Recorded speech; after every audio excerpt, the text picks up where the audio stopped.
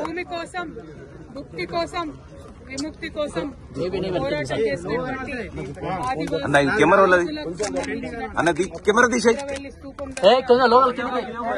నిజంగా నరానా కూడా ఒక ఉత్తేజం కూడా వారు చేసినటువంటి త్యాగాన్ని ఒక పులకరింతలాగా ఉన్నది.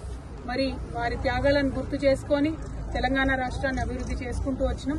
వారు ఏదైతే భూమి కోసం పోరాటం చేసిందో తెలంగాణ రాష్ట్రంలో కేసీఆర్ గారు ఈ మొత్తం యావత్ తెలంగాణ ప్రదేశంలో ఉండేటటువంటి గిరిజన ఆదివాసీ సోదరులందరికీ కూడా మరి భూమి మీద హక్కులు ఉండాలని చెప్పి 4.5 లక్షల ఎకరాలకు భూమి హక్కులు, అడవి హక్కులను 2.5 లక్షల ఎకరాల పైచిలకు ఆదివాసీ గిరిజనుల సోదరులకు ఇవ్వడం జరిగింది.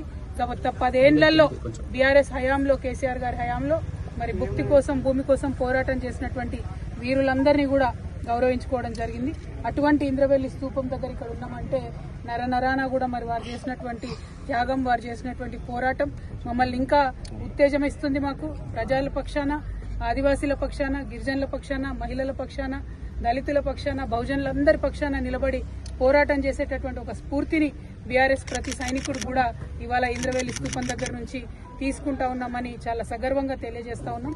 వారు చేసినటువంటి త్యాగాలు మరవలేని, వారి పోరాటాలు మరవలేనటువంటి మరి అటువంటి ఉత్తేజంతో ఉన్నటువంటి ఈ తెలంగాణలో మరి ఇప్పుడు నడుస్తున్నటువంటి ప్రభుత్వ హయాంలో రైతులకు అన్యాయం జరుగుతోంది, మహిళలకు అన్యాయం జరుగుతోంది. ఎవరన్నా గొంతెత్తి రైతుల పక్షాన, మహిళల పక్షాన, బహుజనుల పక్షాన మాట్లాడితే వెంటనే వారి మీద కేసులు పెట్టి ఇబ్బంది పెడుతున్నటువంటి పరిస్థితిని కూడా మనం గమనిస్తా ఉన్నాం.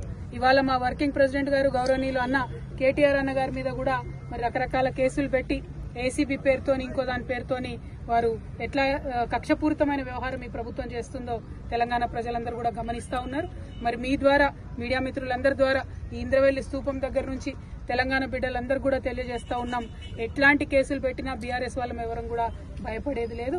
ఖచ్చితంగా ప్రజల పక్షాన, ప్రజలకు రావాల్సిన హక్కుల కోసం మా వాణిని వినిపిస్తూనే ఉంటాం, మా పోరాటం కొనసాగిస్తూనే ఉంటాం. నిన్నటికి నిన్న ఈ ప్రభుత్వం మొదలు 15,000 ఇస్తాం కదా ఎకరానికి రైతు భరోసా అని చెప్పి దాన్ని తగ్గించి 12,000 ఇస్తామని చెప్తే ఇవాళ బీఆర్ఎస్ పార్టీ పిలిపించింది. రాష్ట్ర వ్యాప్తంగా మేము రైతుల పక్షాన ధర్నా చేస్తామని చెప్పి మరి బీఆర్ఎస్ పిలుపుతోని భయపడ్డటువంటి ప్రభుత్వం మరి ఇటువంటి కక్షపూరితమైనటువంటి కేసులతో వేధించేటటువంటి కార్యక్రమం పెట్టుకున్నది. ఈ విషయాన్ని ప్రజలందరూ కూడా గమనిస్తా ఉన్నారు. ప్రజా కోర్టులో ఈ కాంగ్రెస్ ప్రభుత్వానికి శిక్ష తప్పదని కూడా ఇంద్రవెల్లి స్థూపం దగ్గర నుంచి మేము చాలా సగర్వంగా తెలియజేస్తా ఉన్నాం. Thank you. జై తెలంగాణ. జై తెలంగాణ.